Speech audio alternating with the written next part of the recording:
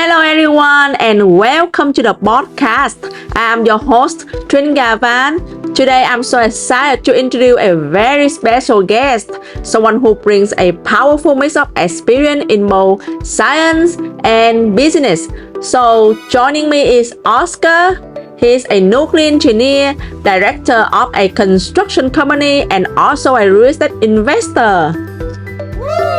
Hi Trin, thank you very much for having me. Good to be here. My name is Oscar. I was born and raised right here in Texas, graduated from Texas A&M University with a degree in nuclear engineering. And today I'm working as a director for a construction company. Most of the projects, almost all of them, are actually large-scale government contracts, multi-million-dollar contract, that kind of stuff. And it's been an exciting journey combining engineering, construction, all with real estate investment. You may not expect those things to go hand in hand, but they do. And I'm really glad to be here to share some of that with you, Trin. Wow, that's amazing. Thank you so much for sharing your background with us, Oscar. And it's really impressive. And I'm so excited to have this conversation with you today. I appreciate it, Trin. I'm excited to be here. Let's get going with this podcast. I'm sure it's going to be great.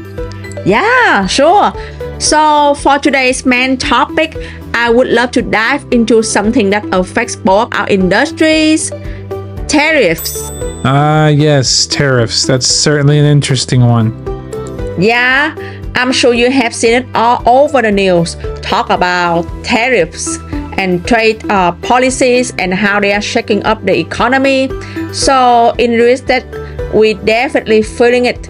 And tariffs cause like material costs to rise, which puts pressure on the builder. They are struggling to sell inventory while dealing with high construction costs, and market rates are still high. It's definitely a tough time in the market. How about on your side? And how are these challenges affecting the construction industry right now?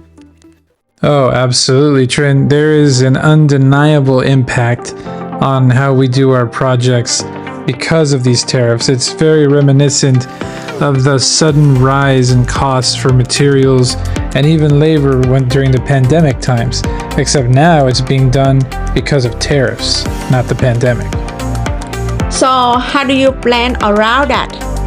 There's a certain advantage we have this time around that is the opposite of how we had things during the pandemic, because now at least manufacturers give us some kind of warning that a tariff is coming, and they tend to sell materials to us that's pre-tariff, and once that inventory runs out, then they start selling things to us post-tariff, and we never know exactly when that is, but it gives us some kind of warning on when that is coming, and that helps us structure our bids accordingly.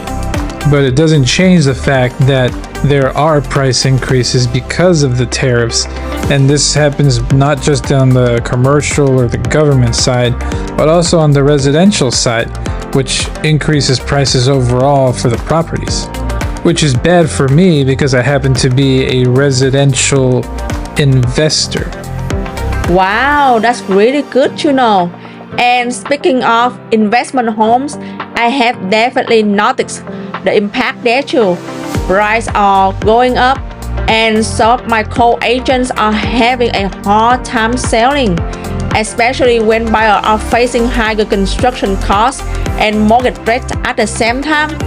So are you seeing the same kind of challenges on your end when it comes to investment for residential projects? Sure, there are definitely some challenges. What it really boils down to is your starting point. If you're already an investor and you already have properties, then you have an advantage because your property is increasing in value along with everything else. But if you're barely entering the game, it makes it harder for new investors because they are paying the premium for having a new property that others already have the advantage with because they had it before. Let me fill in a little bit from real estate side. One good thing I have seen is that buyers now have more options and they don't have to deal with the intense bidding wars we saw during the pandemic. And for resale homes, most sellers are keeping price more reasonable and open to negotiation. especially if the home has been sitting on the market for a while. That's definitely right, Trin. That's what we've been seeing lately. It's not as crazy as it was during the pandemic, where it was strictly a seller's market with basically a bidding war, impossible prices. Now it's more stable, and there's more breathing room for buyers and for builders to plan things more carefully. It's a different kind of market now, but it's not all bad, just requires a smarter strategy. So, with everything going on right now, the tariffs, shifting market, and construction costs, do you personally plan to invest more in real estate during this time? Or are you holding off and watching how things unfold? It depends on your situation. We're in an interesting spot where if you are a cash buyer and can pay for the full house, you are in an advantage because you don't have to worry about interest rates or anything surrounding that market. But if you do have to get a mortgage, then it depends on how much you're putting down so that your rent can stay competitive. Otherwise, the high mortgage rates are going to force your tenants to pay higher rent just so that you can make ends meet. That makes total sense. And thank you so much for sharing your insight. It's been really valuable hearing your perspective, and especially with everything going on in construction and real estate right now. Thanks so much, Trin. I really appreciate the chance to be on your podcast, and it was a great conversation. We should do this again sometime. Absolutely, I would love that. And thank you so much, Oscar. And thank you to everyone listening today. If you found this episode valuable, don't forget to like, share, and follow so you don't miss future episodes.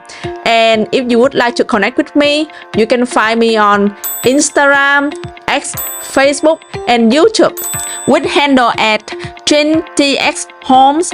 Thanks again, and I'll see you in the next episode.